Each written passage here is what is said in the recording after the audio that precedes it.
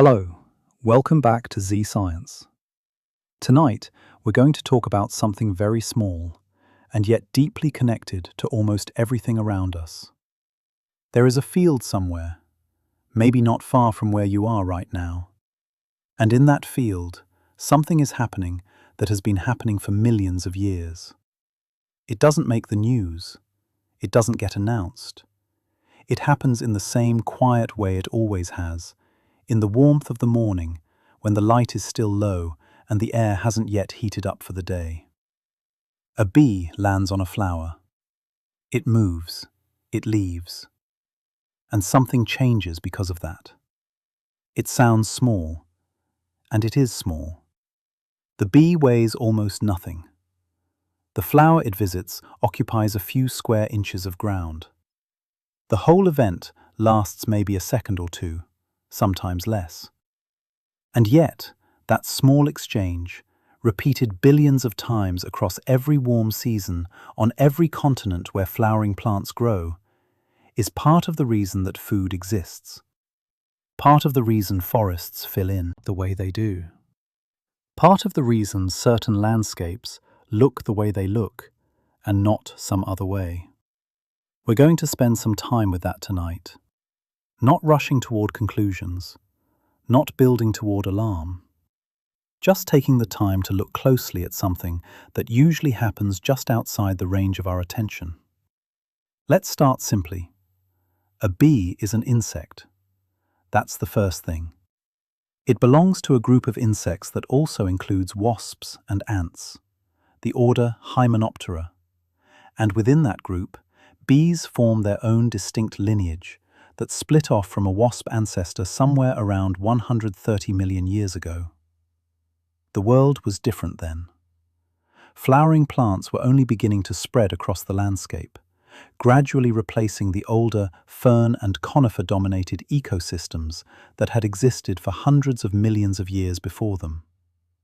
The relationship between bees and flowers didn't appear all at once. It developed slowly, over enormous stretches of time, through a process that had no plan behind it and no goal. It just happened to work. And because it worked, both bees and flowering plants became more successful, more varied, more numerous, more spread out across the world. Today there are roughly 20,000 known species of bees.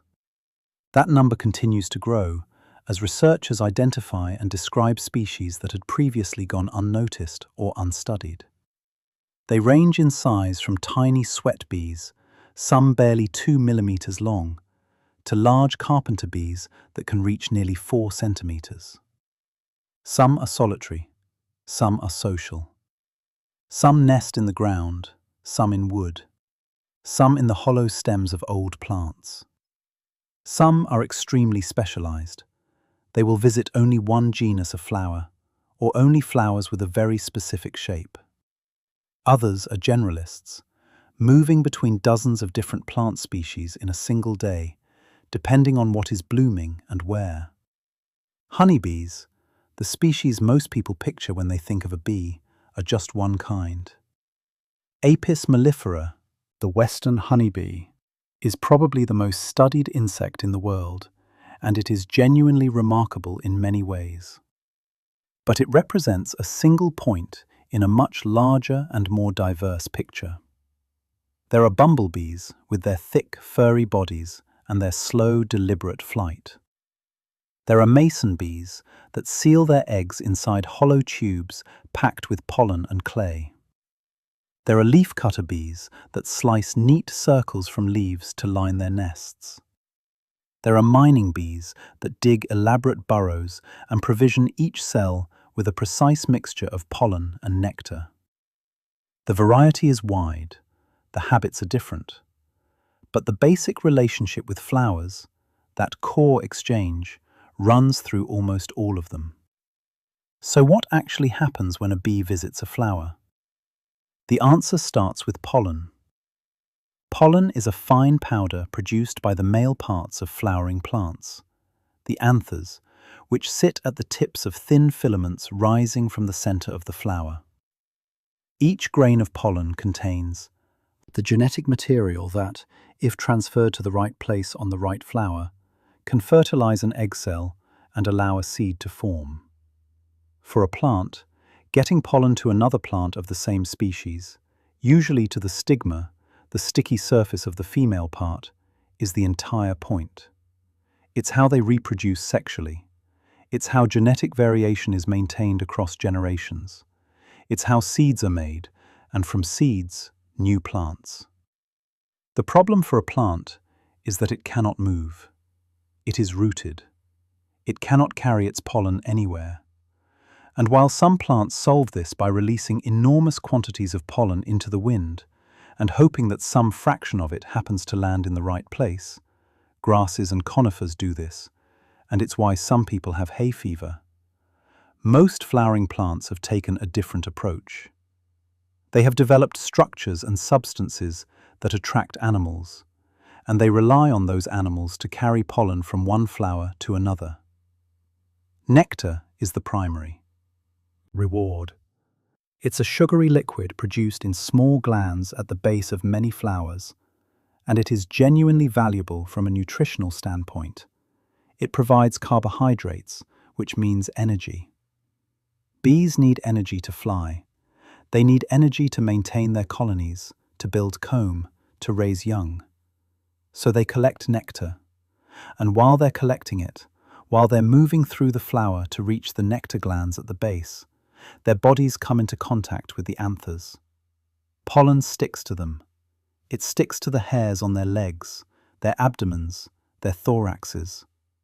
When they move to the next flower, some of that pollen rubs off onto the stigma.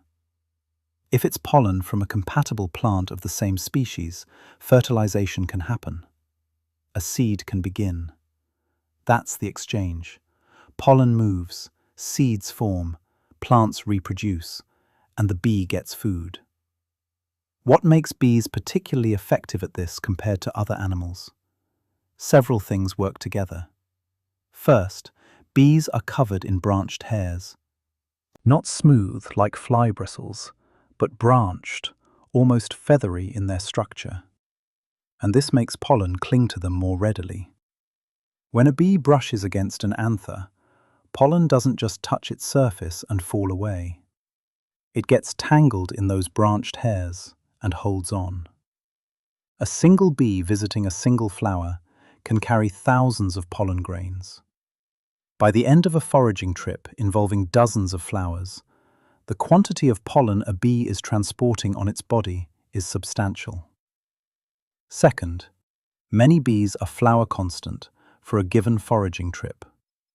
This means that once a bee has decided to work a particular species of flower, it tends to keep visiting that same species for the duration of that trip, rather than switching randomly between different plants.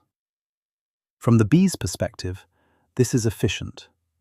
Each flower type requires slightly different movements to access the nectar, and a bee that has learned one type can work it faster than switching and having to relearn. From the plant perspective, this is enormously valuable because it means that pollen picked up from one clover plant is much more likely to end up on another clover plant, rather than being wasted on a daisy or a buttercup, where it won't do anything useful. The bee's efficiency and the plant's reproductive needs happen to align. Not because either is planning anything, it just works out that way. Third, bees actively gather pollen as a food source for their larvae. Many insects pick up pollen incidentally while feeding on nectar, but bees deliberately collect it. They groom themselves while foraging and pack pollen into specialized structures, corbiculae or pollen baskets, on their hind legs in the case of honeybees and bumblebees, dense abdominal hairs called scopa in many solitary bees, and carry it back to their nests. This deliberate collection means they visit more flowers more thoroughly than many other insects do. They're not just passing through, they're working. Fourth, bees communicate about food sources.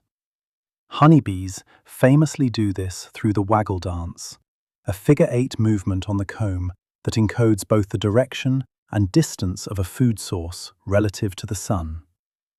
Bumblebees communicate through simpler behavioral cues.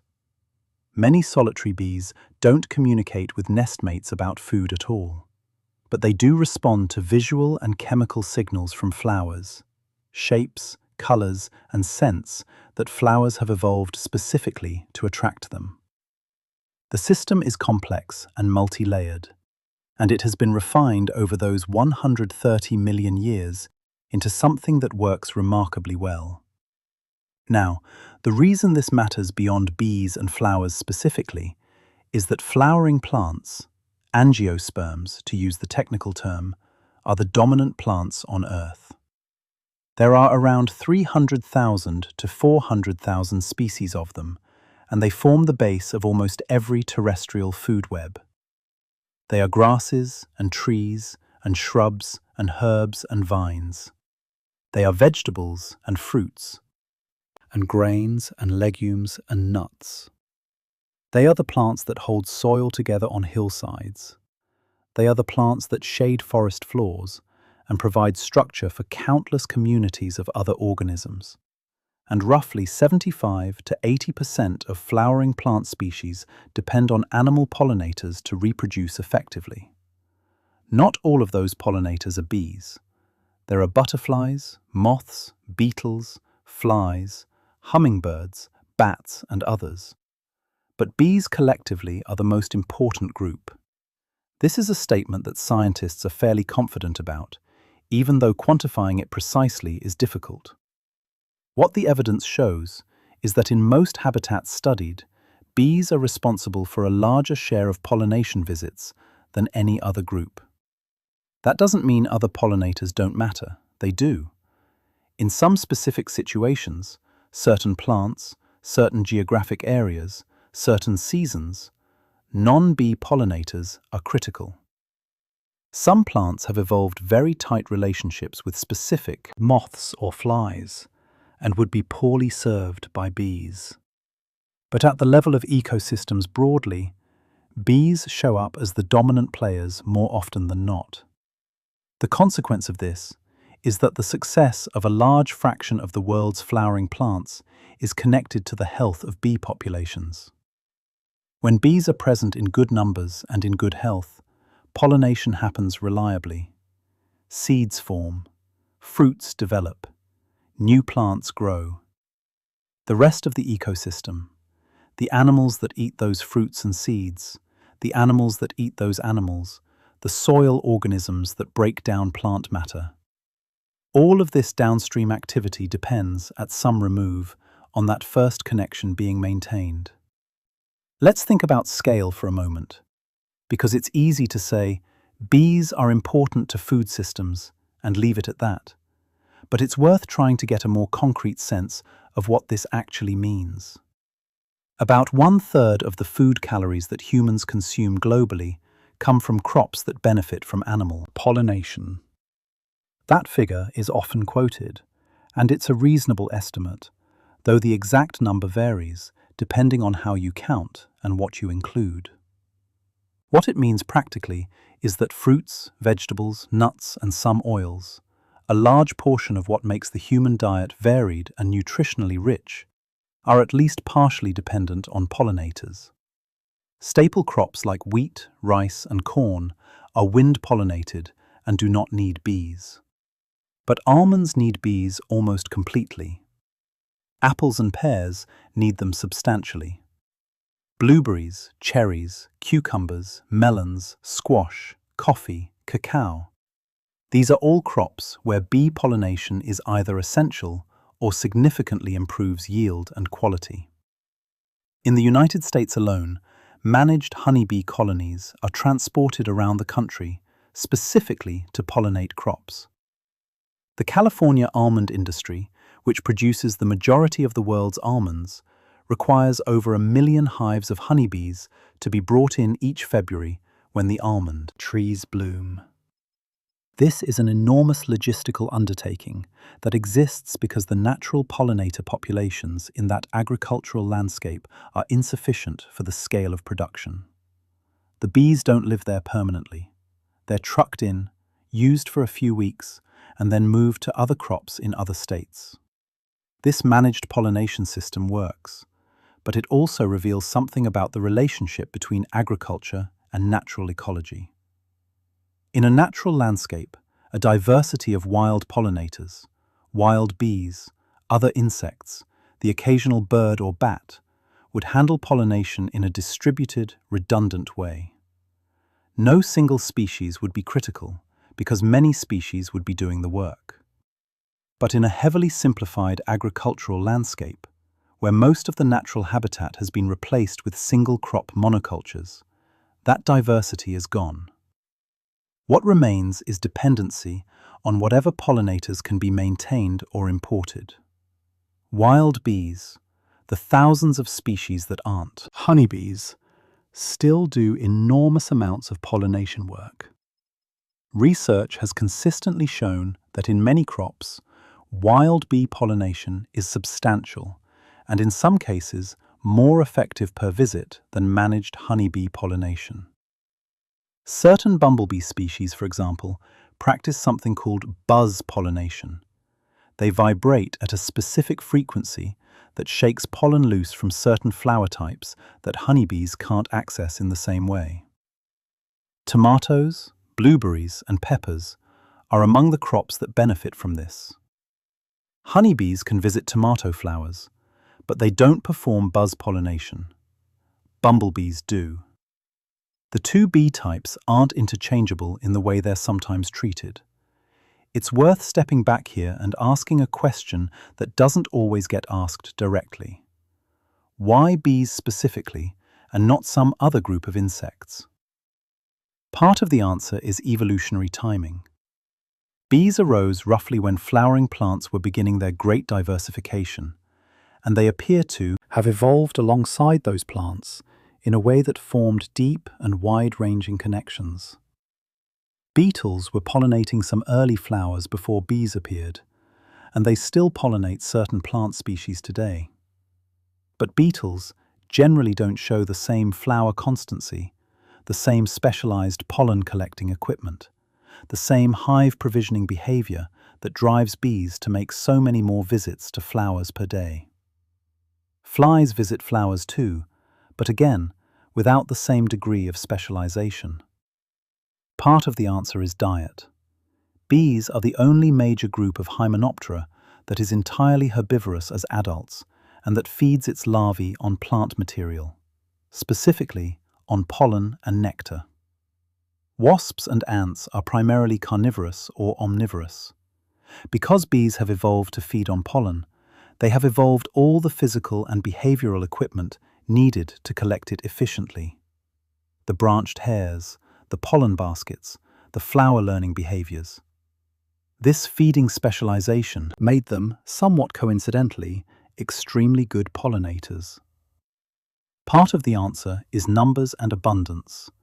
20,000 species distributed across almost every terrestrial habitat on Earth, collectively visiting flowers continuously through the warm season. This adds up to a vast amount of pollination activity. Bees are not the only pollinators, but they are the most numerous and widespread in most habitats. And part of the answer is simply that the relationship has had 130 million years to deepen and consolidate. Plant and bee lineages have co-evolved. Flowers have evolved shapes, colors, scents, and nectar compositions that appeal to bees. Some flowers have evolved markings visible only in the ultraviolet range of the spectrum, invisible to human eyes, but highly visible to bees, that guide them toward the nectar source. Bees have evolved color vision that extends into the ultraviolet. They have evolved olfactory sensitivity tuned to the particular chemical signatures of the flowers they visit. The match between bee capabilities and flower signals is not accidental. It is the product of long mutual influence.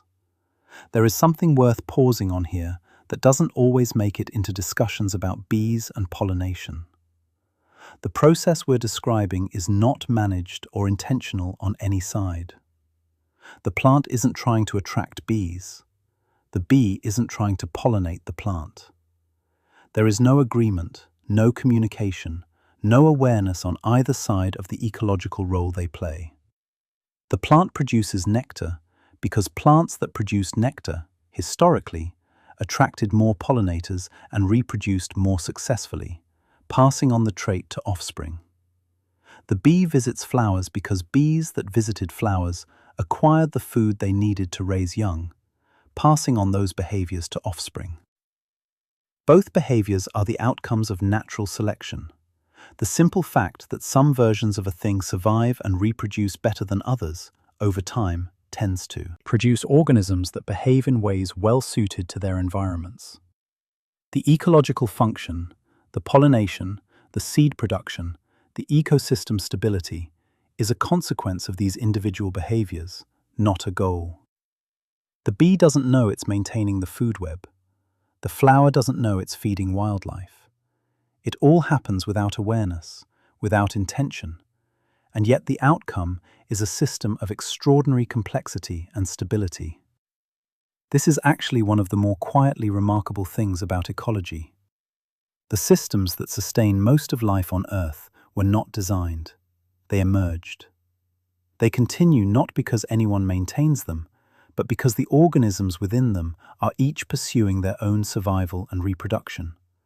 And those pursuits, given enough time, have organized themselves into something that works.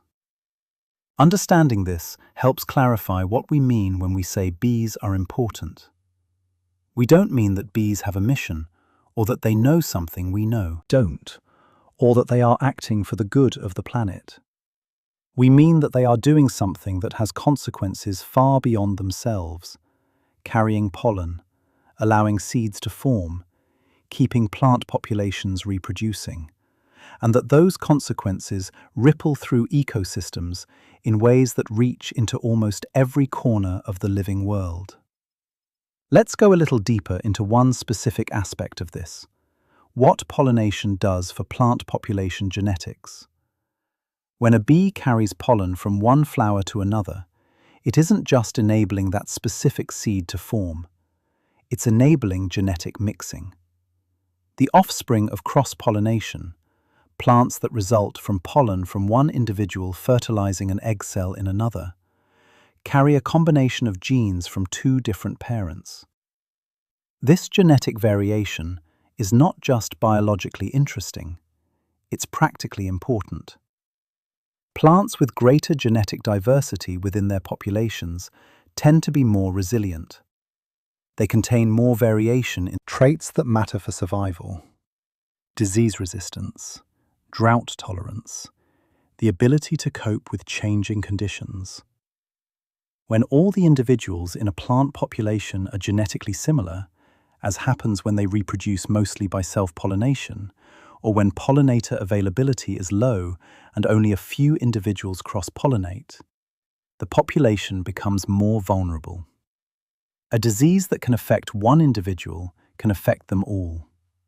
A drought that stresses one may stress them all. Bees, by carrying pollen between individuals, spread genetic material through plant populations. They are, in a functional sense, maintaining the genetic health of the plant communities they visit. Not deliberately, but effectively. This matters on different timescales. In the short term, cross-pollination improves seed set and fruit quality. More seeds per fruit, heavier seeds, better germination rates. In the medium term, it maintains population size and reproductive success. In the long term, it preserves the variation that populations need to adapt to changing conditions. The ecological value of bees is not a single thing. It operates across time in layers. The food connection is perhaps the most often discussed aspect of bee importance, and for good reason. It's tangible, it's quantifiable, and it directly affects human welfare. But it's worth widening the view to see the fuller picture. Bees don't only pollinate crops, they pollinate wild plants, the trees and shrubs and herbs and wildflowers that make up natural ecosystems. Many of those plants produce fruits and seeds that feed wildlife. Berries eaten by birds, nuts consumed by squirrels and other rodents, fruits taken by foxes and bears. The seeds that pass through animal guts and get deposited elsewhere, spreading plants to new locations. All of this wildlife foraging, the movement of animals through landscapes, the diets they sustain, the behaviors they engage in, traces back, in many cases, to plants that were pollinated by bees. The deer that stands at the edge of a forest in autumn, eating crab apples, is standing at the end of a chain that includes the bees that visited those crabapple flowers in spring. The waxwing that strips berries from a shrub in winter is eating fruit that formed because pollen was carried from flower to flower months earlier. The bear that spends weeks eating berries before hibernation is doing something that depends, at its root, on pollination having happened. When ecologists talk about bees as keystones of food webs, this is the kind of connection they mean. Not direct, not simple, but present and important. There is also the less discussed role of bees in habitat structure itself. Many of the plants that bees pollinate are not just food sources for animals, they are structural components of habitats. A forest of flowering trees provides shade, moisture retention, habitat for cavity-nesting birds, root systems that hold soil, leaf litter that feeds soil. Organisms. A meadow of wildflowers provides cover for small mammals, nesting habitat for ground-nesting bees themselves, larval food plants for butterflies and moths. A hedgerow of flowering shrubs provides windbreaks, disperses water during rain events, creates travel corridors for animals moving through agricultural landscapes. All of these habitat functions depend on those plants being present, which depends on those plants reproducing, which depends on pollination happening reliably across generations. When we frame bee importance only in terms of food production, we leave out this structural dimension. Bees aren't just maintaining crop yields.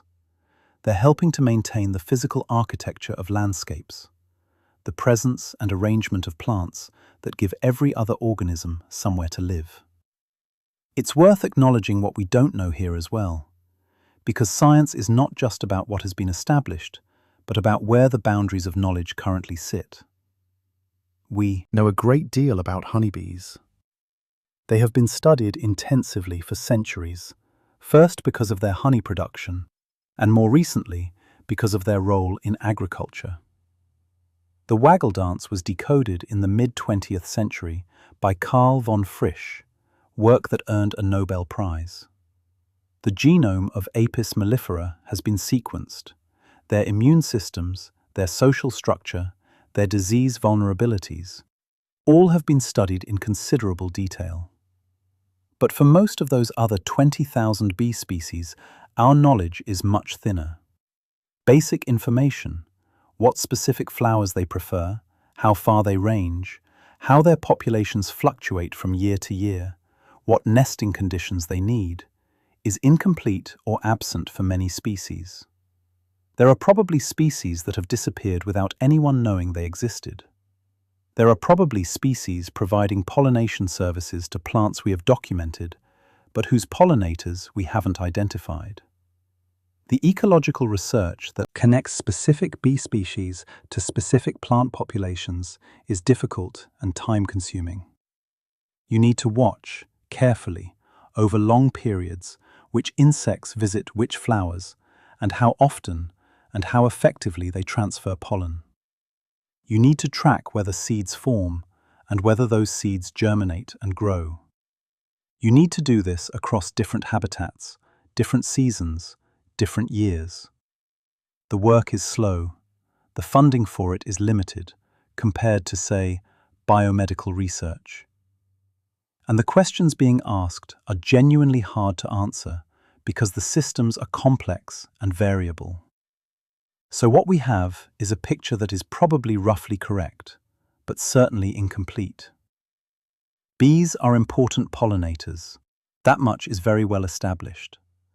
The precise degree to which each bee species matters to each plant species, in each habitat, at each time of year, that is much less clear, and in many cases we simply don't know. This is not a reason to doubt the importance of bees. It's a reason to hold the picture with the right amount of epistemic care. Confident about the broad strokes, appropriately uncertain about the details. Here at ZzScience, we try to sit with that kind of care, not rushing past the uncertainty to get to a cleaner story, just acknowledging that the world is more complicated than any summary of it, and that this complication is part of what makes it interesting. What we've been exploring so far is the functional level, what bees do, how they do it, why it connects to larger systems. We've been looking at the visible mechanics of a relationship that has been running for an enormous span of time. But there's another level to consider, which is more about the nature of the systems themselves, how they hold together, what stability actually looks like in biological communities, how something as apparently fragile as an ecosystem made of millions of individual organisms with no common goal manages to persist across centuries and millennia. That is a question for later. For now, let's stay with the small scale a little longer. A bee leaves the hive in the morning. This particular bee, a honeybee forager, may be 3 weeks old, which is already getting toward the end of a worker's lifespan, has been making foraging trips for about a week. In that week, she has become familiar with certain patches of flowers within roughly a kilometre of the hive.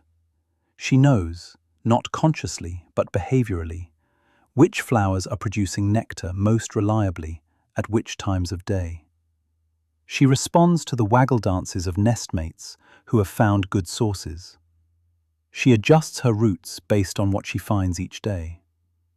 This morning, she has chosen to work a patch of clover in a meadow about 400 metres from the hive. She arrives when the dew is still on the grass. The clover flowers are small and numerous, clustered in rounded heads. Each floret contains a small amount of nectar at its base. To reach it, the bee pushes her head into the floret, and in doing so contacts the anthers and stigma at the tip. She moves from floret to floret within the clover head, then lifts off and moves to the next. She will visit several hundred flowers before her nectar load is full. During those visits, she will deposit pollen onto stigmas and pick up fresh pollen on her body. She will also periodically groom pollen from her body into her corbiculae, compacting it into pellets with the addition of a small amount of nectar to make it stick. By the time she returns to the hive, she may be carrying more than her own body weight in combined nectar and pollen. That one trip by one bee on one morning is a tiny piece of a very large picture. But multiply it by the number of bees in a healthy colony, tens of thousands of foragers, and then multiply that by the number of colonies in a landscape, and the number of bee species doing similar work, and the number of days in a flowering season, and the picture grows very large very quickly. In a single good summer in a landscape with healthy pollinator populations, the number of flower visits made by bees, just bees, not counting all the other pollinators, is in the hundreds of billions. Each one of those visits is a potential pollen transfer, a potential seed, a potential fruit, a potential new plant in the next generation. It is genuinely hard to hold the scale of this in mind. We are better at thinking about single events than about the aggregate of countless small events. We are better at seeing the individual bee than the ecosystem it participates in. And yet, the ecosystem is made of exactly those individual interactions, accumulated. There is no point where the interaction becomes ecological. The bee doesn't know when it crosses from being an individual forager to being a component of a pollination network. It doesn't. It is always just an individual bee doing what bees do. But from a wider perspective, the sum of all those individual behaviors is what maintains the networks of plants and animals that we call ecosystems. This is one of the things that is worth sitting with. The way that large-scale patterns emerge from small-scale actions without any coordination or awareness. No one designed the meadow. No one coordinates the pollination. And yet it works, and has worked, and has continued to work through conditions that have changed enormously over the course of geological time. That kind of stability, arising without intention, is one of the more remarkable features of the living world. We've been talking about what bees are and what they do in physical terms. But there's one more angle worth exploring before we move on, which is the diversity angle. Why it matters that there are so many kinds of bees, rather than just a few very capable ones. The reason diversity matters in biological systems is related to the concept of redundancy. In an engineered system, a bridge, a power grid, a hospital's backup generator system, redundancy means having backup components that can take over if a primary component fails. In ecological systems, diversity serves a similar function, though in a much less deliberate way. If a landscape is pollinated by only one species of bee, and something happens to that bee species, a disease, an especially bad winter, a temporary shortage of its preferred nesting habitat, pollination across that landscape becomes unreliable.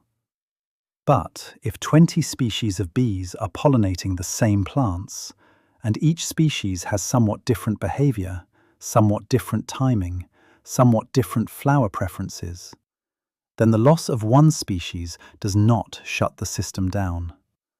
Others continue to function. The plant communities continue to reproduce, perhaps less efficiently, but adequately. This is why ecologists emphasize that the diversity of pollinators, not just the number, matters to ecosystem function. A landscape with huge numbers of a single honeybee species, but few wild bees, is less stable than a landscape with a lower total number of pollinators spread across many species. The distribution of the ecological work across multiple species creates a kind of resilience that monocultures of pollinators can't provide.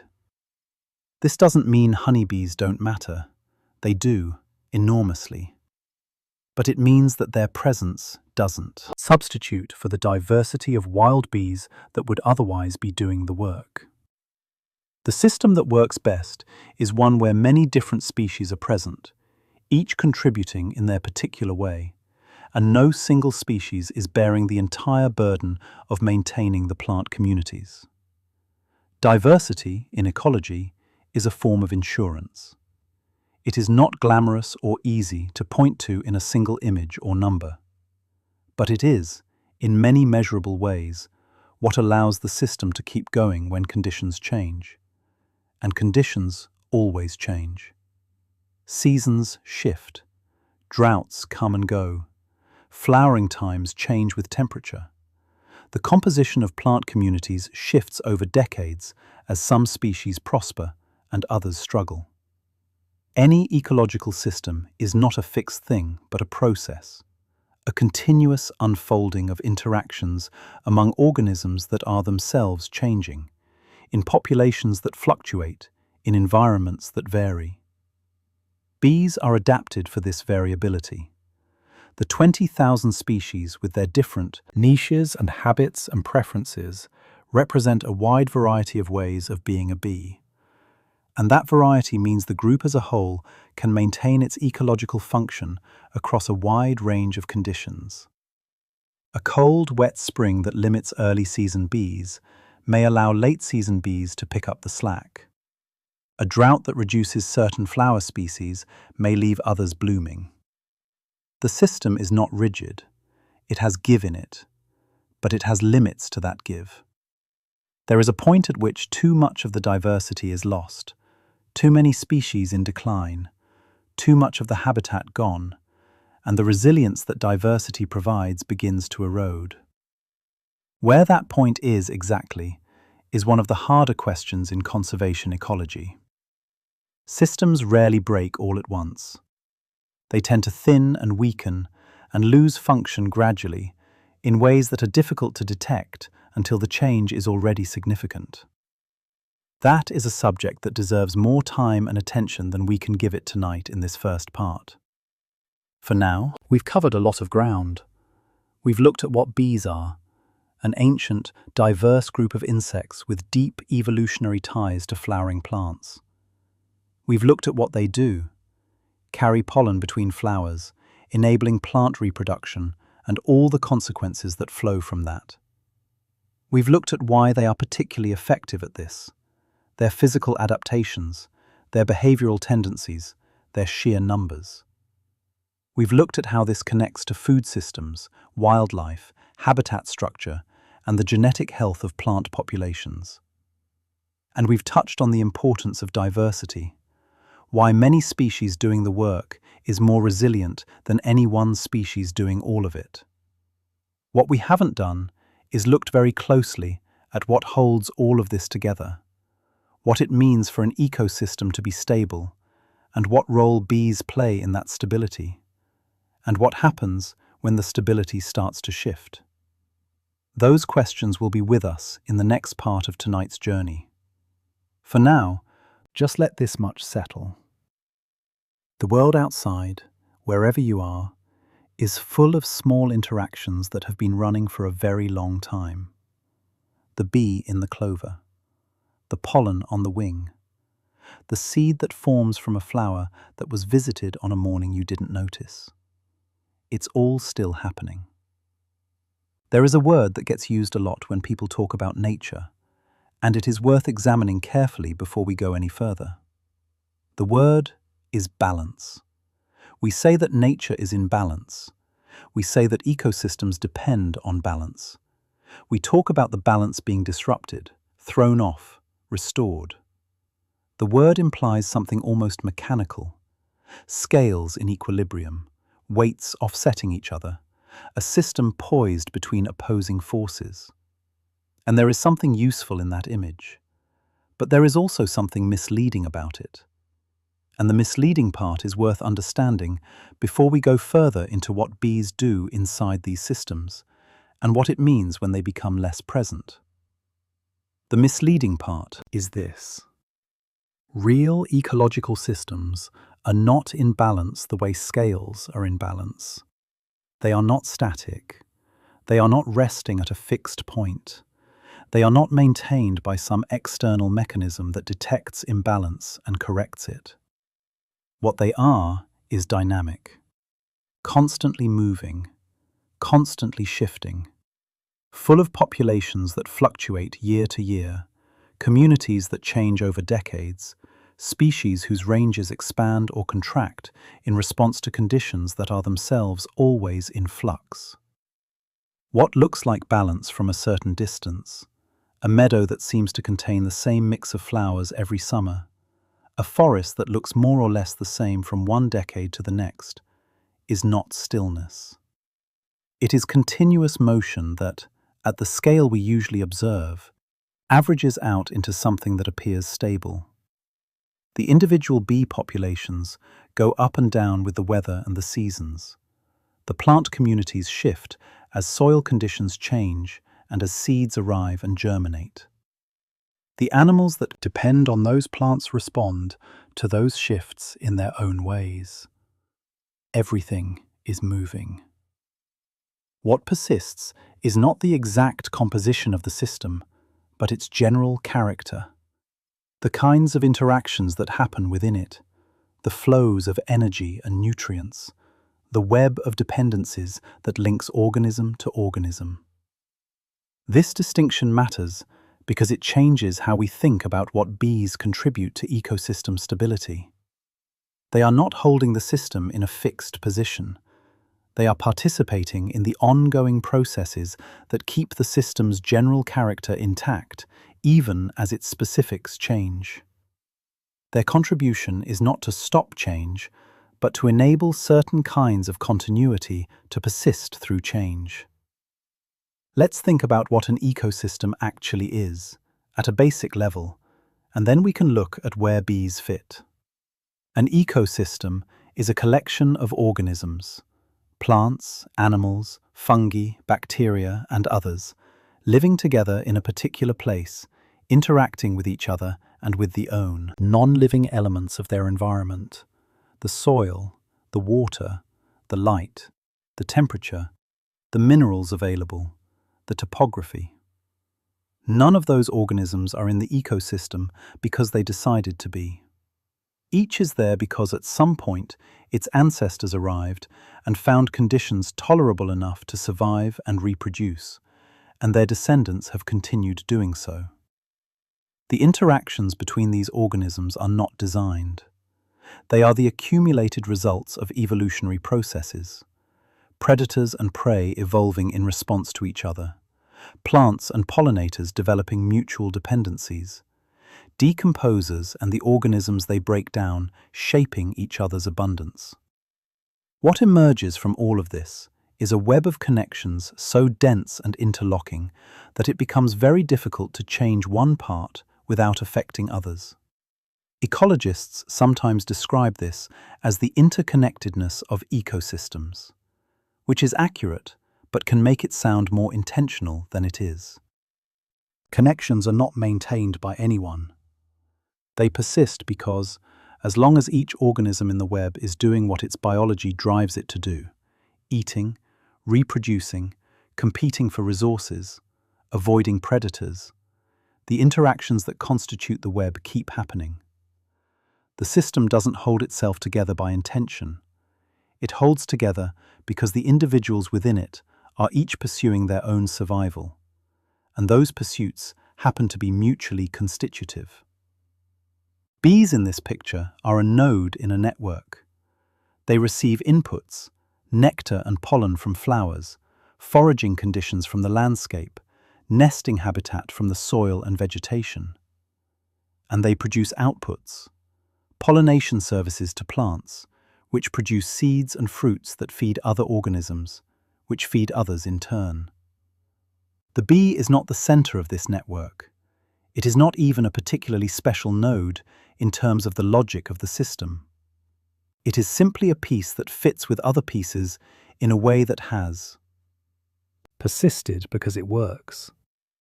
But some nodes in a network are more consequential than others.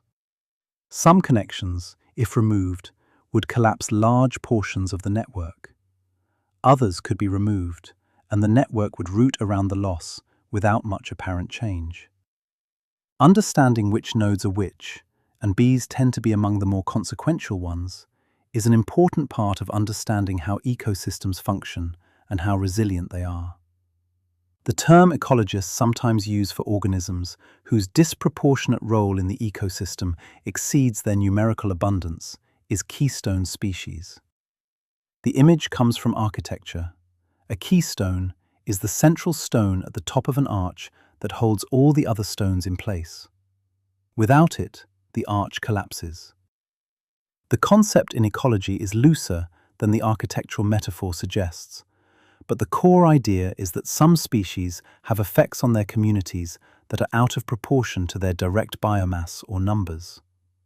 Bees are not always described as keystones in the strict technical sense, because the term is usually applied to species with very direct and visible effects. Sea otters that eat sea urchins and thereby allow kelp forests to persist, for example. But bees function in a keystone-adjacent way through their role in plant reproduction. Because so many plants depend on bee pollination to reproduce successfully, and because those plants support so many other organisms, the downstream effects of bee activity ripple through ecosystems in ways that touch nearly every level. It's more accurate to say that bees are a critical functional group, a category of organisms that performs a specific ecological function, in this case pollination, without which the system would operate very differently. And within that functional group, different bee species contribute in somewhat different ways. The loss of bumblebees would affect different plants and in different ways than the loss of solitary mason bees. For example, the functional group as a whole is what matters, and within it, the diversity of species is what provides the resilience. Now, a thing that sometimes gets lost in discussions about ecosystems is that the relationships within them are not always cooperative. They are not a community of organisms cheerfully supporting each other. Many of the relationships are exploitative, competitive, or predatory. Plants compete with each other for light and water and nutrients. Bees compete with other pollinators for nectar. Some insects that visit flowers actually steal nectar without contacting the anthers. They chew a hole at the base of the flower and access the nectar from outside, providing no pollination service at all. Some bees parasitize other bee nests, laying their eggs in the cells provisioned by other species and letting the host provision the larvae. Predators eat bees. Pathogens infect them. Parasites weaken them. The web of interactions in an ecosystem includes all of this. The mutualisms and the exploitations and the competitions and the predations. And the overall system functions not because these interactions are held in check by some higher principle, but because, over time, populations that overexploit their resources tend to crash. Populations that are overexploited become less available, and the system finds not a balance, but a kind of ongoing fluctuation around averages that remain roughly consistent. Bees have parasites. Varroa mites, for example, are ectoparasites of honeybees that feed on developing brood and weaken adult bees. They are native to Asian honeybee species, which have evolved defenses against them. When they spread to European honeybees, Apis mellifera, in the latter half of the 20th century, they encountered a host that had no evolved defenses, and the effects were severe. Untreated colonies typically collapse within a few years of infestation. The mite is now present almost everywhere that honeybees are kept, and managing it is one of the central challenges of modern beekeeping. This is an ecological relationship of a particular kind, a parasite that, in its native context, existed in a rough equilibrium with its host, but when introduced to a new context, operated without the checks that had evolved alongside it. This is not unusual in the history of ecological disruptions. Novel introductions of predators, of pathogens, of competitors often cause effects far more severe than anything the native ecology has equilibrated around, precisely because the system has no prior experience of the newcomer and no evolved responses to it. Let's think about what it means for one link in an ecological network to weaken. Say a particular species of bee, a specialist, one that visits primarily a particular genus of plant, becomes less common in a landscape. Not extinct, just reduced. Fewer individuals, fewer colonies, fewer foraging trips, fewer flower visits. For the plants that species primarily pollinated, seed set begins to decline. Not catastrophically at first. Other pollinators may compensate partially. The plants may still reproduce, just less successfully than before.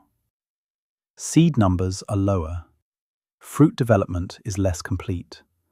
Some seeds are less viable. Over 1 year, this is barely detectable. Over 5 years, it begins to show. The plant population that depended heavily on that bee grows more slowly or begins to shrink slightly in particularly challenging years. The gap that opens is small. Maybe the plant community still looks essentially the same to a casual observer. But over decades, if the pattern continues, the composition of the plant community shifts. The species that depended heavily on that bee decreases in relative abundance. Other species, perhaps ones that don't depend as heavily on animal pollination or that are served by a wider range of pollinators, fill in some of the space. The community changes character in a way that is detectable only in retrospect, when you compare what's there now to what was there 20 years ago. The animals that relied on the fruits or seeds of the declining plant species adjust too. If they have alternatives, other food sources, other habitats, enough flexibility in their diets, they may cope well. If they are specialists, dependent on that particular plant in ways that make substitution difficult, they may decline as well, following the plant species into reduced abundance. This is the typical pattern of ecological change through the loss of a link. Not sudden, not dramatic, at least not at first. Gradual, incremental, and often not noticed until the accumulation of small changes has produced something clearly different from what was there before. There is a concept in ecology called the shifting baseline syndrome, originally described in the context of fisheries, but applicable much more broadly. The idea is this: each generation of scientists, or of people, generally, tends to evaluate the current state of an ecosystem against what they personally remember or have documented from the beginning of their careers or lives. The baseline shifts with each generation because people calibrate their sense of normal against their own experience. A fisheries biologist who began work in 1950 might see the 1970 fish populations as a decline from baseline. A biologist who began in 1970 might see the 1990 populations as roughly normal. A biologist who began in 1990 might see the 2010 populations as acceptable. Each is correct within their own frame, but across the full span of time, the change is enormous. What the first biologist called a severe decline, the third biologist would call normal. The baseline has shifted. The same thing happens with insect populations, with plant communities, with bird numbers. The abundance that was common in landscapes 50 or 100 years ago, the density of insects on a summer night, the number of wildflower species in a meadow, the populations of bumblebees that once visited every hedgerow, has changed in many parts of the world. But because that earlier abundance is beyond the personal experience of many people alive today, it doesn't register as a baseline. What people alive now experienced as children is the baseline they use. And if that itself was already reduced from what was there a generation before, the erosion is partly invisible. This doesn't mean things were perfect in some earlier time. Ecosystems have always changed, and many species that existed in the past are gone now through completely natural processes. But the rate and direction of recent change, the overall trend toward reduced insect abundance in many studied regions, particularly in intensively used agricultural landscapes, is something that can be measured and compared and taken seriously, without needing to appeal to some mythologized past. What does bee activity actually look like at the scale of an ecosystem? It might be useful to spend a few minutes on a concrete example. Consider a temperate woodland in early spring. The trees are still mostly bare. The understory is dim, but certain early flowering plants are already active. Wood anemones, lesser celandines, early blooming willows. These plants have evolved to flower before the tree canopy closes and blocks the light, and they need pollination while that window is open. The pollinators available at this time of year are limited. Many bee species aren't yet active. They're still in dormancy, waiting for consistent warmth. But bumblebee queens are among the first to emerge, fueled by fat reserves they built up the previous autumn. They fly in temperatures that would keep honeybees grounded. They actively search for early nectar and pollen sources, and they visit those early woodland flowers. The relationship is not obvious. Most people who walk through early spring woodland don't notice the bumblebees visiting the wood anemones. The flowers are small, and the bees move quickly. but the seed set of those early plants depends on those pollinators being present when the flowers are open. If bumblebee queens emerge significantly later, perhaps because spring temperatures are unusual or because overwintering survival was low, the timing mismatch between flower and pollinator means that pollination is less effective. Fewer seeds form. The plant's ability to maintain its population in that woodland is reduced. Now extend this through the full season. Different plants flower at different times. Different bee species are most active at different times. The early nesters, bumblebees, certain mining bees, handle the spring flowers. The midsummer flowers are visited by a wide range of species, including honeybees if hives are nearby. The late flowering plants, some goldenrods, asters, heathers, are important for building up winter stores in social species and provisioning the last nests of solitary species. The season-long pattern of bee activity is, in a sense, a distributed coverage of the flowering season. Different species fill different parts of it. The overall pollination that occurs across the season is the sum of all of those individual contributions, staggered in time. And the resilience of that coverage depends on having enough species with enough different timing patterns that a disruption to any one of them doesn't leave a gap in the coverage. There's a term worth introducing here: phenological matching. Phenology is the study of the timing of biological events, when plants flower, when insects emerge, when birds migrate, when leaves emerge or fall. Phenological matching refers to the degree to which the timing of dependent events aligns, whether the flowers open when the bees are flying, whether the caterpillars hatch when the birds are feeding nestlings, whether the fruit ripens when the animals that disperse the seeds are present and hungry. These matchings have evolved over long periods in relatively stable conditions. They work because the cues that trigger the timing events in both parties, temperature, day length, rainfall patterns, have been consistent enough that the organisms that responded to them appropriately tended to survive and reproduce better than those that didn't. Over time, the timing became calibrated. When conditions change, particularly when they change faster than evolutionary processes can accommodate, mismatches can develop. If spring temperatures warm earlier, flowers may open earlier. If bee emergence is triggered by a different cue that hasn't changed as much, the bees may still emerge on the old schedule and find that the flowers they depend on for early season nutrition have already passed peak bloom. Or the other way around. Bees may emerge earlier, but the flowers they prefer haven't shifted their timing equally, leaving foragers working through a landscape with fewer resources available. The research on phenological mismatch in insects and their plant partners is ongoing, and the picture is complicated. Not all species shift their timing in the same way or at the same rate. Some interactions appear robust to the shifts observed so far. Others appear more vulnerable. The generalization that climate change is disrupting phenological relationships is well supported at a broad level, but the specific outcomes vary enormously depending on the organisms involved and the specific changes in the local environment.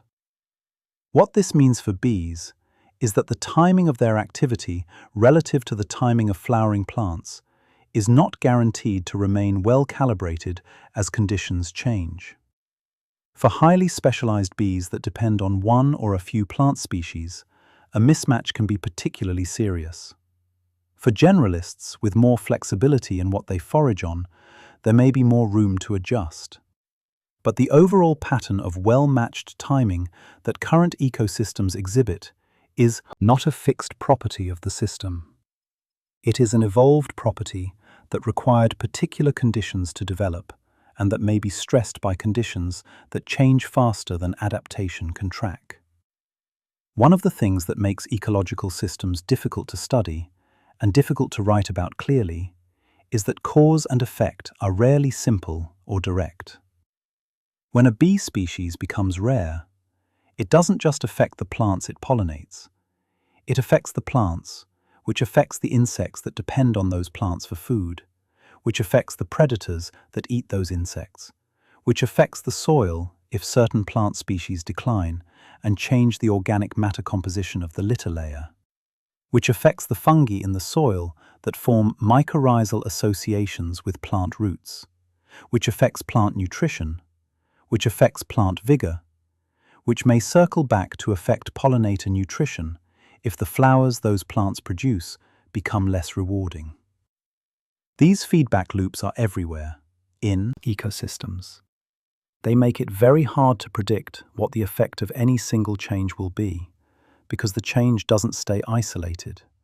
It propagates through the web of interactions, attenuating in some directions and amplifying in others, eventually creating a new configuration that may be quite different from what the original disturbance might have suggested. This doesn't mean effects are unpredictable in all ways. Some patterns recur across different ecosystems and different organisms. Specialist species tend to be more vulnerable to habitat change than generalists. Complex habitats with many plant species tend to support more diverse pollinator communities than simple monocultures. Populations that are already small and fragmented are more vulnerable to additional stress than large, well-connected ones. These generalizations hold across many observed cases and provide a practical basis for understanding where risk is concentrated. But the specific trajectory any particular ecosystem follows after a disruption is genuinely hard to predict in detail. This is not a failure of ecology as a science. It is a reflection of the actual complexity of the systems being studied. A good ecologist knows the patterns well enough to reason about likely outcomes, but holds those predictions with appropriate uncertainty because the systems are complex enough that surprises are always possible. Let's return to the question of what bees specifically contribute to the stability of ecosystems, now with a richer picture of what stability actually means. Stability, in the ecological sense, is not the absence of change. It is the capacity of a system to persist through change, to maintain its general character and functioning, even as its specific composition shifts. A stable ecosystem is one that, after a disturbance, tends to return to something resembling its previous state, or to settle into a new state that still supports most of the diversity and function of the original. An unstable ecosystem is one where disturbances trigger changes that move the system far from its previous state, and that may be difficult or impossible to reverse. The contribution of bees to ecosystem stability operates through several pathways. The most direct is maintaining plant reproduction. When bee populations are healthy and diverse, pollination is reliable, seed set is consistent, and plant populations maintain themselves from generation to generation. This provides continuity in the plant communities that anchor all the other ecological relationships in a habitat. The second is maintaining plant diversity. Bees don't pollinate all plant species equally. Some plants are heavily dependent on bees, others are less so. When bees are abundant and diverse, the plants that need them most can compete effectively with other plants. Their reproduction isn't limited by pollinator availability. When bees decline, those plants are disadvantaged relative to plants that depend less on animal pollination, and the composition of plant communities can shift toward a less diverse, less structured assemblage. That shift in plant diversity tends to cascade through the animal communities that depend on the plants. The third pathway is through the interaction with soil and nutrient cycles. Plant communities influence how organic matter accumulates and decomposes in soil, how nutrients cycle, how water moves through landscapes. Changes in plant community composition driven partly by changes in pollinator availability, therefore have soil and nutrient consequences. These are less direct and harder to measure, but they are part of the full picture of what ecological stability means and what sustains it. Something worth dwelling on for a moment is what we mean when we say life supports life without knowing it. This is one of those phrases that can sound almost mystical, but is actually just an accurate description of ecological reality. Bees don't know they are. Supporting ecosystems. A foraging bee is not thinking about plant community composition or genetic diversity or food web stability. It is responding to the immediate signals of its environment, the scent of flowers, the availability of nectar, the temperature, the presence of nestmates, and making moment-to-moment decisions that evolution has shaped to maximize its survival and reproductive success. And yet, in doing this, it is maintaining something.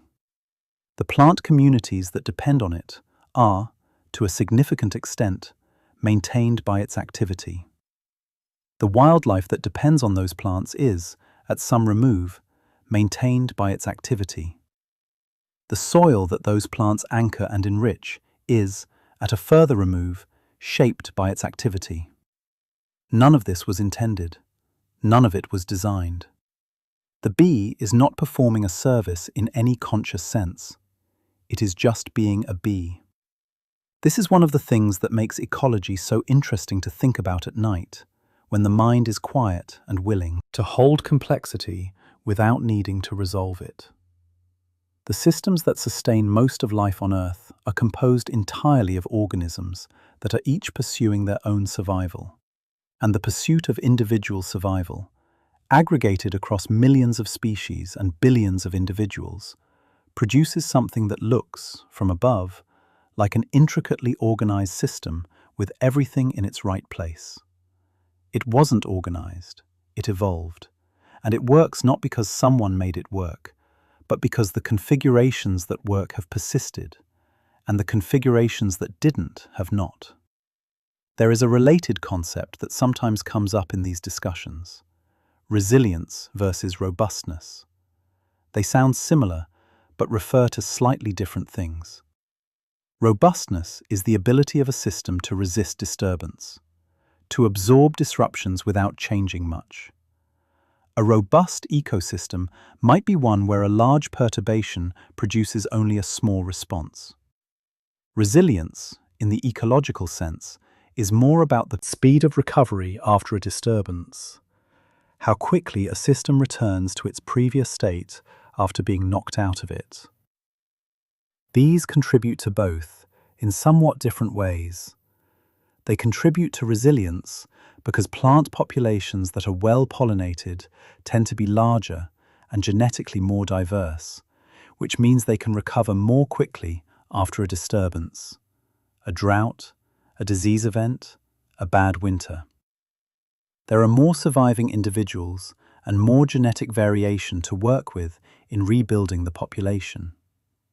They contribute to robustness through the diversity principle we discussed earlier. A diverse community of pollinators with overlapping but not identical ecological roles means that any single disturbance is unlikely to eliminate all pollination services at once. The system can absorb the loss of one or two species without the entire pollination network failing. Both of these properties are, in practical terms, valuable for the long-term persistence of ecosystems. And both are eroded when pollinator diversity declines, when the community of bees becomes thinner and less varied, when specialist species disappear first because they're more vulnerable, when generalists remain but don't fully compensate for the services the specialists provided. It is important here to be careful about how we frame the evidence on pollinator decline, because this is an area where public communication has sometimes outrun the science, and also sometimes failed to convey the genuine concern that the science does support. The concern is real and evidence-based. Studies in multiple countries and across different habitats have documented declines in bee species richness, in bee abundance, in the geographic range of certain species. Long-term monitoring data, in places where it exists, shows trends that are worrying. The pressures that are thought to be driving these trends, habitat loss, intensive agricultural practices, pesticide exposure, introduced diseases, and parasites, and more recently, climate-related disruptions to timing and range, are also real, well documented, and in many cases, continuing. At the same time, the situation is not uniform. Different regions show different patterns. Some species are doing well, while others are declining. Certain habitats support richer pollinator communities than others. Some agricultural landscapes, managed with attention to habitat strips and reduced pesticide use, support surprisingly diverse bee communities. The picture is complex and regional, not a single global story of uniform collapse. The honest summary is that bee populations, and insect populations more broadly, are under real stress in many of the world's most heavily used landscapes. That this stress is connected to real and measurable ecological consequences, and that the trend in those landscapes is cause for genuine concern. But cause for concern is different from imminent catastrophe, and keeping those distinctions clear matters for thinking and talking about it accurately. What does the daily life of an ecosystem look like when bees are present in healthy numbers? In a temperate meadow in midsummer, with abundant wildflowers and a diverse community of native bees, the air above the flowers is in nearly constant motion. Bumblebees move heavily from plant to plant. Solitary mining bees make rapid visits, collecting pollen for nests that may be just a few meters away. Honeybees, if a hive is near, work systematically through favored flower patches. Hoverflies, not bees, but important pollinators in their own right, hover and dart. Butterflies move more slowly, pausing longer on individual flowers. All of this activity is happening simultaneously across the whole meadow, from morning until the light fades. The plants are being visited, cross-pollinated, serviced. Seeds are forming in the flowers that have already been pollinated. New flowers are opening for the season. The soil below is full of mining bee burrows, each provisioned with pollen pellets for developing larvae that will emerge as adults next year. The meadow is not in balance. It is in motion. But the motion has a character, a density of life, a richness of activity that reflects the presence of a functioning community of pollinators doing what they do. That density of life is not guaranteed.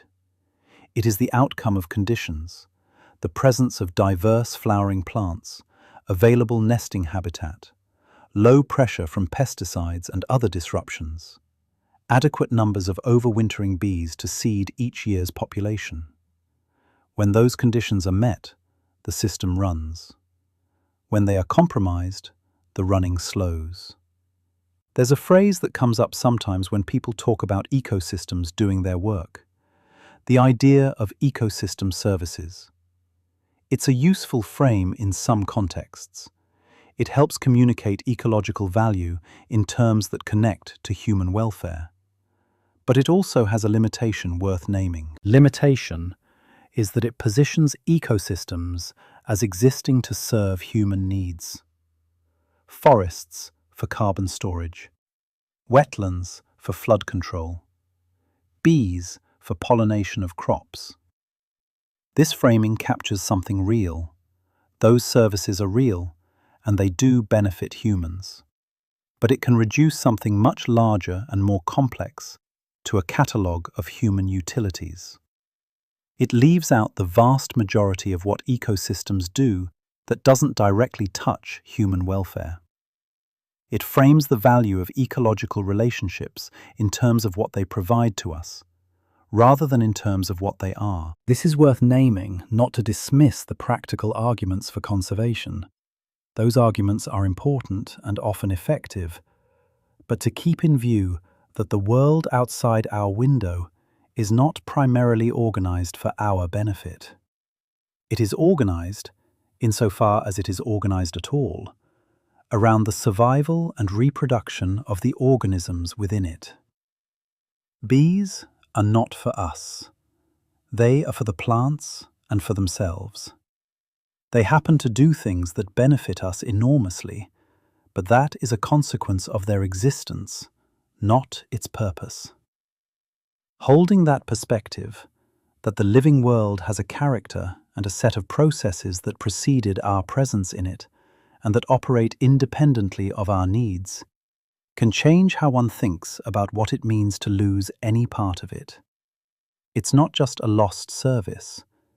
It's a lost piece of something that was running before we arrived. Here at ZzScience, this is often the kind of thing we come back to. Not the alarm, not the urgent call to action, but the quieter thought underneath both of those things. The thought that the world is full of processes and relationships that we are connected to without understanding them, that we benefit from without having created them, that we are part of without fully knowing how. Bees are one way into that thought. Their small size makes them easy to overlook. Their ubiquity in summer, the background hum of a warm afternoon, makes them feel permanent, part of the furniture of the world. And yet, they are participants in processes of enormous scope. They are holding, without knowing it, threads that run through almost everything green. What happens when those threads become thinner is not a clean story with a clear endpoint. It is a gradual dimming, a slow reduction in the richness of what's there. A world that still works, in many ways, but that has lost some of the redundancy and variety that made it resilient and complex. That is a story without a simple climax, and without a simple resolution. And that, perhaps, is exactly why it is worth paying attention to. Let the bee work quietly. Let the flower wait for it. Let the seed form in the way it has formed for 100 million years, without awareness, without intention, and yet with a kind of precision that no design system has ever quite matched. The meadow outside, wherever you are, is still doing this. Not perfectly, not in the way it might have 50 years ago or 100, but still. The pollen is still moving, the seeds are still forming, the system is still running in its shifting, imperfect, resilient, fragile way. We'll stay with that a little longer next time. Something shifts in a landscape before you notice it has shifted. This is one of the more consistent things that ecologists and naturalists who have spent decades paying close attention to particular places report. The change doesn't arrive with an announcement. It doesn't present itself as a threshold crossed or a line passed. It accumulates in the background, in the texture of ordinary days, until the day comes when someone stops and looks carefully and realizes that what is there now is not quite what was there before. That the difference between now and 10 years ago, or 20, is not nothing. A meadow that once had 30 species of wildflowers has 22. A hedgerow that hummed audibly on summer afternoons is quieter now. An orchard where bees were always present during flowering has fewer of them, and some of the fruit trees that never needed much attention to produce well are now setting fruit less reliably. None of these changes is catastrophic on its own. Each can be explained away, attributed to this year's weather, or last winter, or the dry summer 3 years back. And some of those explanations may be partly right. But the pattern accumulates. The trend, viewed across enough years, is in one direction. This is not a dramatic story. It is a quiet one, and the quietness of it is part of what makes it both harder to hold on to and, in a certain way, more important to sit with. What would actually change if bees became significantly less present in a landscape? Not absent. That is a thought experiment that, taken to its conclusion, gets dramatic fast and loses its relationship to what is actually possible or likely. But reduced. Meaningfully reduced in both numbers and diversity. The kind of reduction that is already documented in many heavily agricultural landscapes, and that represents a realistic trajectory rather than a worst-case scenario. The first changes would appear in plant reproduction. The most pollinator-dependent plants would show declining seed set first. These tend to be the specialists, plants with flowers shaped to serve a particular pollinator, or plants with specific timing that aligned with particular bee species that are now less abundant. Their populations would thin gradually, not disappear. Plants are long-lived enough that the adults persist for years or decades, even when reproduction falters. A meadow can look fairly normal, full of adult plants, while quietly failing to recruit new seedlings at a rate that will maintain the population over the longer term. The failure is invisible until it isn't. The more generalist plants, those that can self-pollinate to some degree, or that are served by a wider range of pollinators, including flies and beetles, and whatever bee generalists remain, would be less affected initially. The plant community composition would begin to tilt. Specialists would decline in relative abundance. Generalists would hold on or increase proportionally. The meadow would still be a meadow, but a different kind of meadow, less varied, less structured, less rich in the specific interactions that a diverse plant community supports. The changes downstream from altered plant communities take longer to manifest, but are no less real. The insects that depend on specific plant species for food, not just pollinators, but the full range of plant-feeding insects, the caterpillars and beetles and aphids and leafhoppers, each with their own food plant preferences, would track the decline of their host plants. Specialist insects are already among the more vulnerable groups in landscapes where plant diversity has been reduced. A further reduction in the plant community's variety would extend that pressure. The birds that depend on insects for food, particularly during the breeding season, when nestlings need the high protein content that insects provide, would feel this further down the chain. Insectivorous birds are among the bird groups that have shown some of the steepest long-term declines in many parts of Europe and North America. The connections are complex, and the attribution is not always clean. But the general pattern, fewer plant-feeding insects leading to fewer insect-eating birds, has enough evidence behind it to take seriously. This is the cascade. Not sudden, not all at once, but a ripple moving outward from the point of change, touching each connected part of the system in turn, attenuating with distance but never fully disappearing. It is worth spending a moment on something that often gets compressed in these discussions: the difference between local and regional and global scales, and why the same phenomenon can look different depending on which scale you're examining. At the local scale, a single farm, a particular meadow, a stretch of hedgerow, bee decline can be severe, and its effects on plant reproduction can be measurable in a single season. Growers have reported it. Researchers have documented it in controlled studies. It is real at that scale.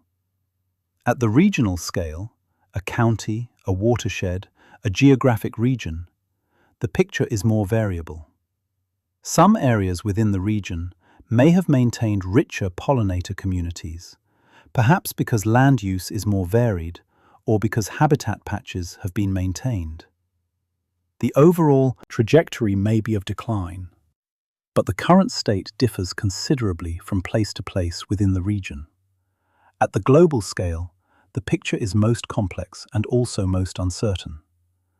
Global assessments suggest that a meaningful fraction of bee species face elevated extinction risk.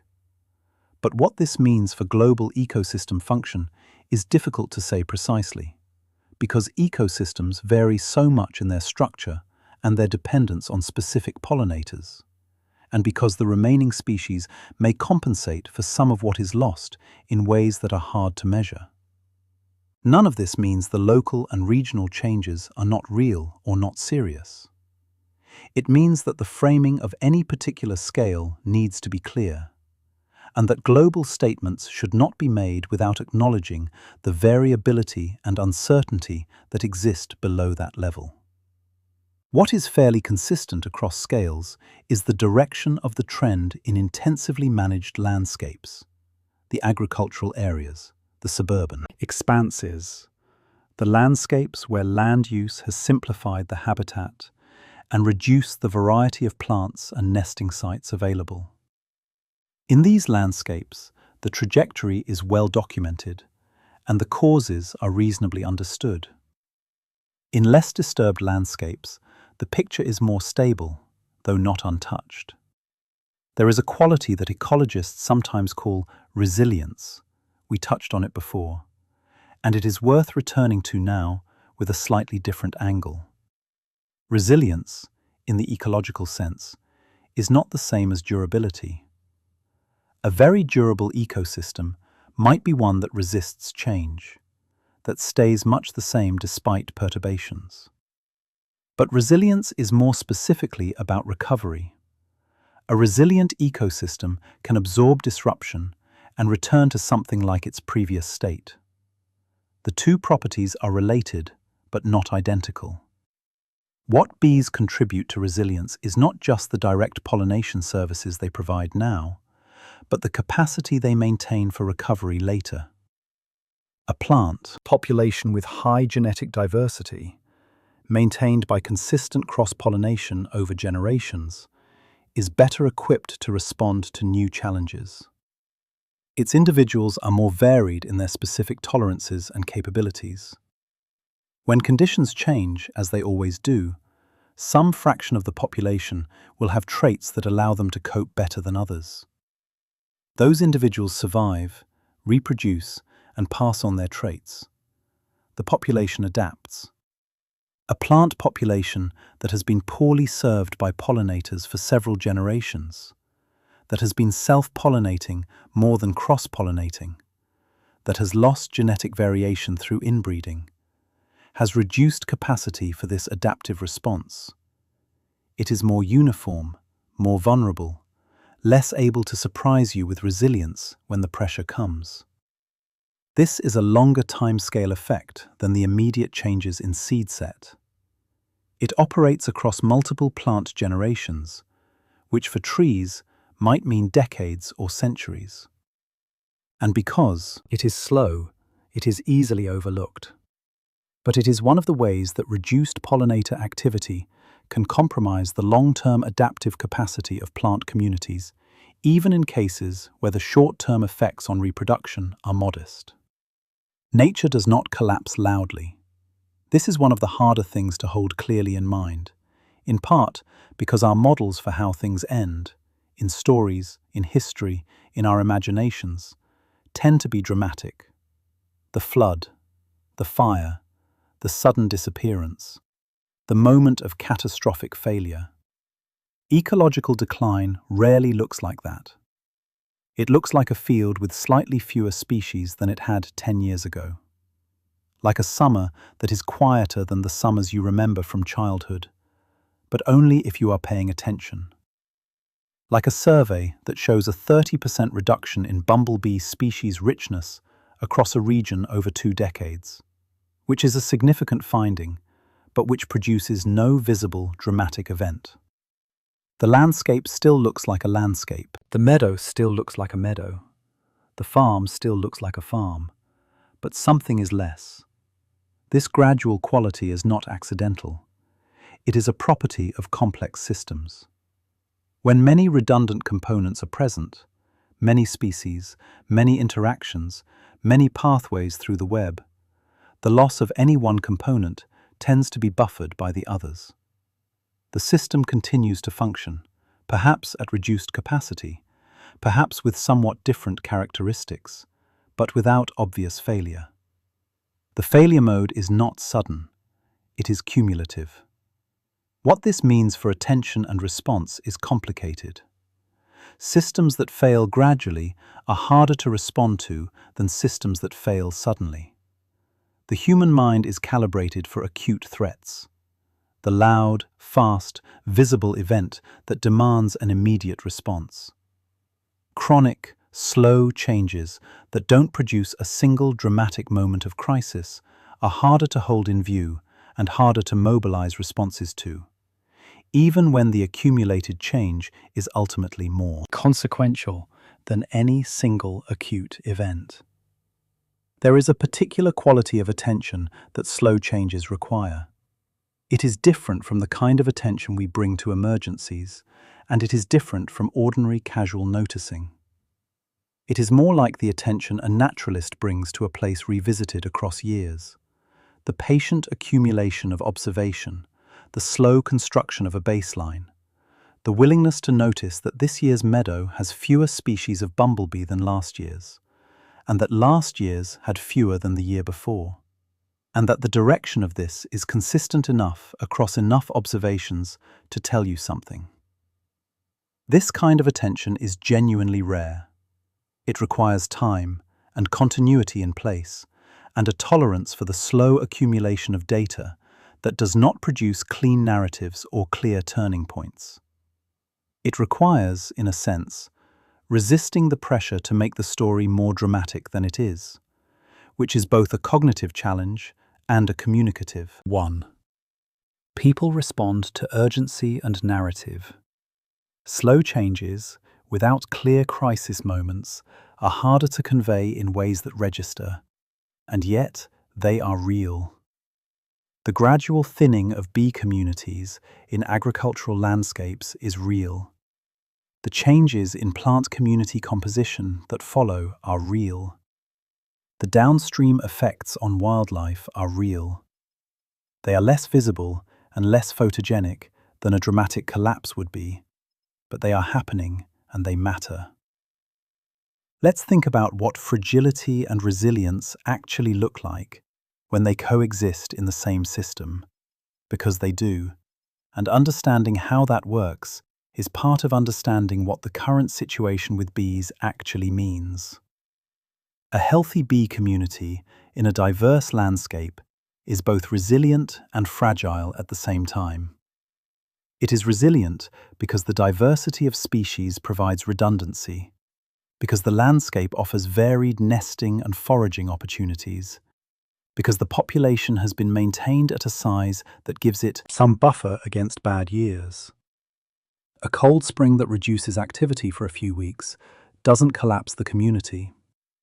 A local disease event that affects one species doesn't eliminate pollination services for the whole area. The system has give in it. It can absorb and recover. But the same community is fragile, in that its resilience depends on conditions that are not guaranteed.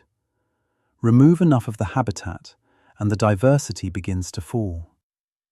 The specialist species that need particular nesting conditions or particular flower types are the first to go. The generalists persist longer, but the community has become simpler, less redundant, less able to absorb the next disruption. The resilience has thinned. This thinning of resilience is not visible in the same way that a population crash is visible. The community may still look diverse from the outside. Bees are still present, flowers are still being visited, but the margin for error has decreased. A disruption that the community could have absorbed in its more diverse state may now be enough to push it past a threshold it couldn't cross before. Thresholds in ecological systems are real, but difficult to predict.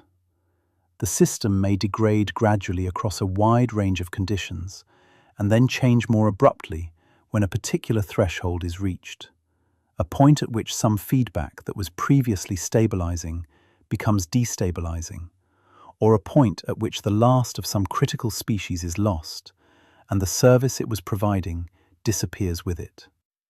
These threshold effects are documented in ecology, but remain difficult to anticipate in specific cases. What makes a bee community resilient at the landscape scale? The research on this points to several consistent factors.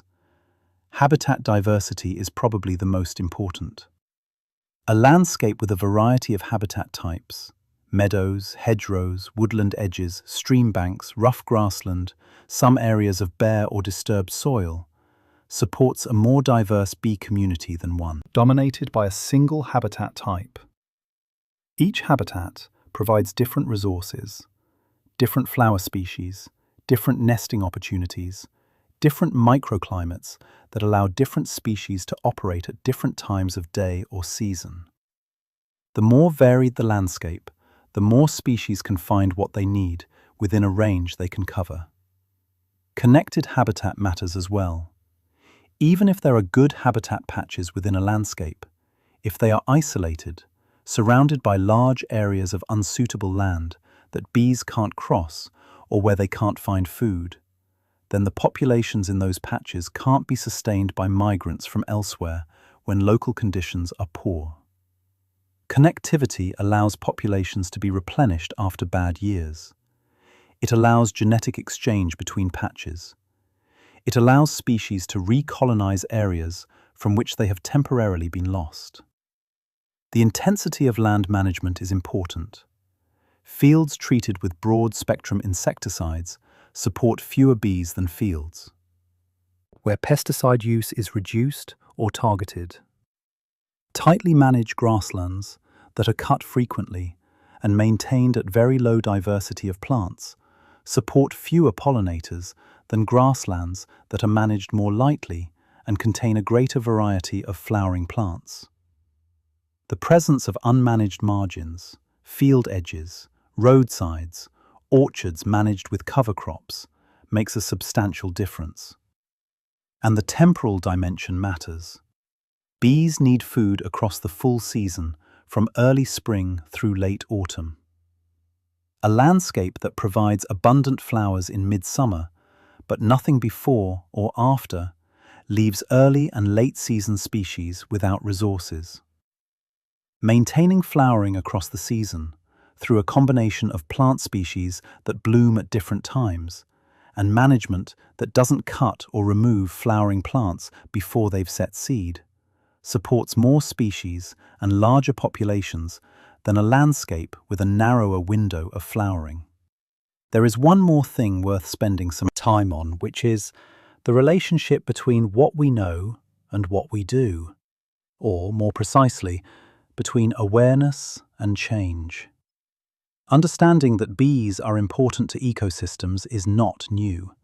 People have understood, in various ways and at various levels of sophistication, that pollination matters and that bees do it for a very long time. The science that makes this understanding precise and quantitative has developed over the last century and accelerated considerably in recent decades. The awareness in the general public and among policymakers has grown substantially in the last 20 years. And yet, the trends in bee diversity and abundance in many heavily managed landscapes have not reversed. In some places, they have improved. There are genuine success stories of habitat restoration, of pollinator-friendly farming practices adopted at scale, of urban greening initiatives that have supported surprising diversity of bees in city environments. These are real and worth acknowledging, but at the scale of the intensively farmed agricultural landscapes that dominate so much of the temperate world, the picture has not fundamentally changed direction. This is not a failure of knowledge or a failure of caring. It is, at least in part, a reflection of how difficult it is to change systems that are organized around different priorities.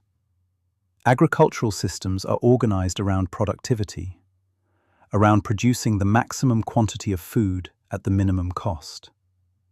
Adding complexity to those systems, habitat patches, reduced pesticide use, varied crop rotations, buffer strips around field margins, typically adds cost or reduces efficiency in ways that are hard to absorb without external support. The solutions are known broadly. The challenge is less technical than structural. That is a different kind of problem, and one that goes well beyond the scope of what we can usefully think about in a quiet late-night conversation about bees. But there is another level at which attention matters, which is more personal and less systemic, and it seems right to end with that. Noticing things is not nothing.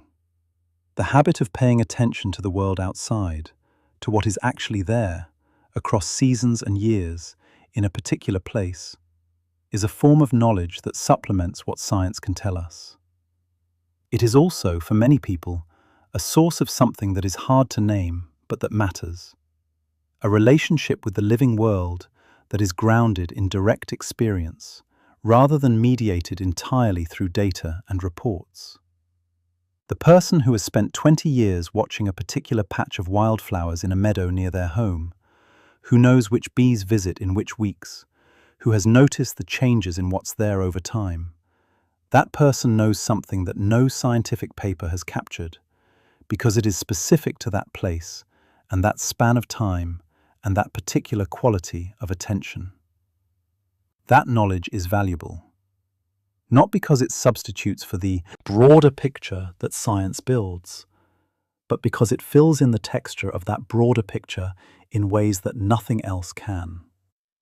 And there is something else it does, which is harder to articulate.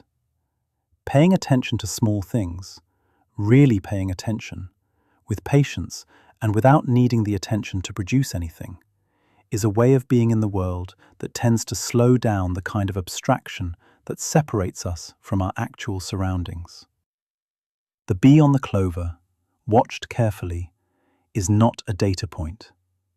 It is a living thing doing something specific, landing, probing, collecting, leaving, in a moment that is happening now and will not happen again in quite the same way.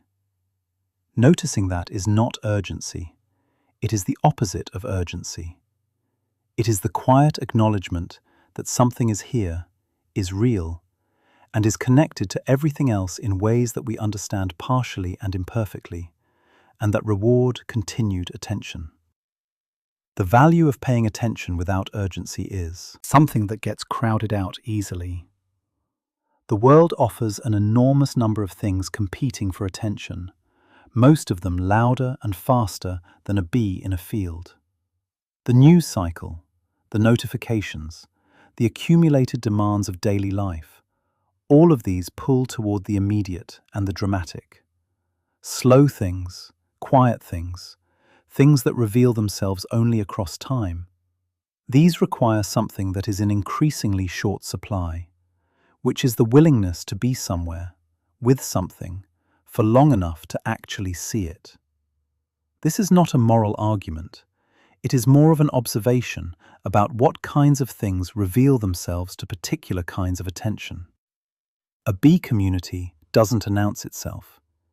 It is there in the texture of a summer afternoon, in the density of activity above a patch of clover, in the particular sound of bumblebee flight that is different from the sound of a honeybee.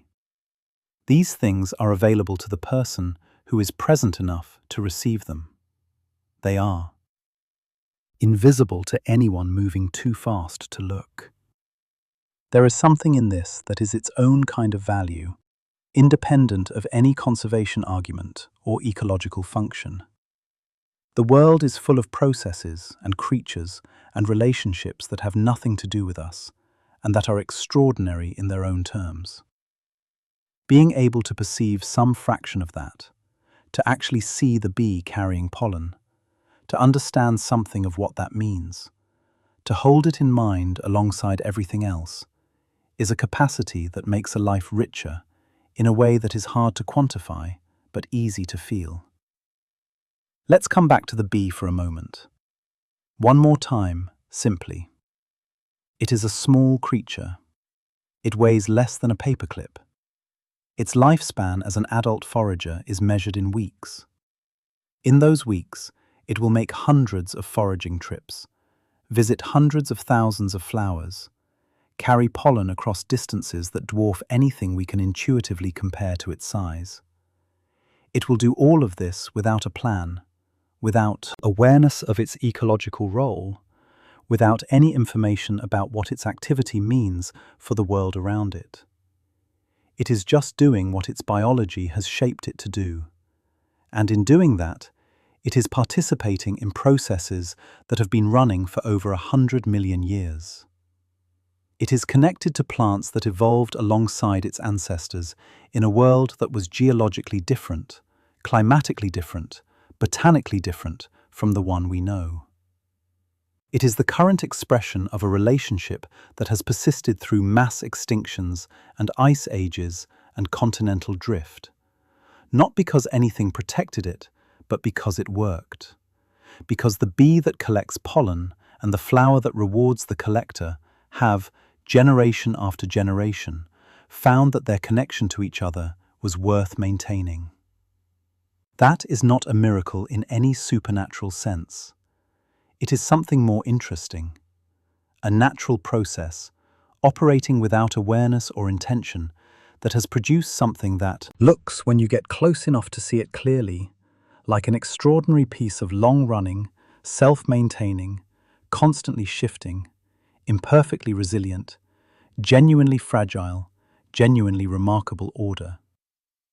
The field outside, wherever you are, is doing something right now. Not dramatically, not in a way that will make any news.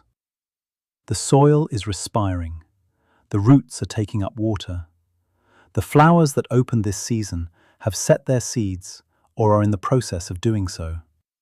Somewhere, if conditions are right, a bee is in its nest, a tunnel in the earth, a hollow stem, a wooden structure in someone's garden, waiting for the warmth that will bring it back out. It has no idea what it is waiting for. It is not waiting in any conscious sense. It is just persisting, as living things do, through conditions that change and return and change again. And when the right morning comes, cool enough to be early, warm enough to fly, it will emerge and begin again the same set of behaviors that its ancestors have been performing since before the first humans stood upright on the African savanna and watched the sun come up over a landscape full of flowers and small creatures moving between them. That connection, the one between the living world as it is now and the living world as it has been across the deep past, is not abstract. It is right outside. It is in the meadow and the hedgerow and the garden and the rough patch of weeds at the edge of the car park where a few wildflowers have taken hold, and where, on a warm afternoon, you might find a bumblebee working steadily through them, paying no attention to you at all. We have covered a lot of ground tonight, in the quiet way that ZzScience tends to. Not toward a conclusion, not toward an answer, toward a clearer view of something that was already there, already happening, already real, and that is perhaps a little more visible now than it was before. The bee holds threads that run through almost everything. It holds them without knowing it.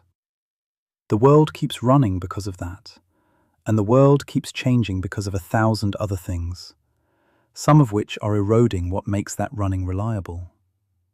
What to do with that is a question for another kind of attention, in another kind of moment. For now, the hive is quiet. The flowers are closed for the night. The field is dark and cool. Something is still there. Good night.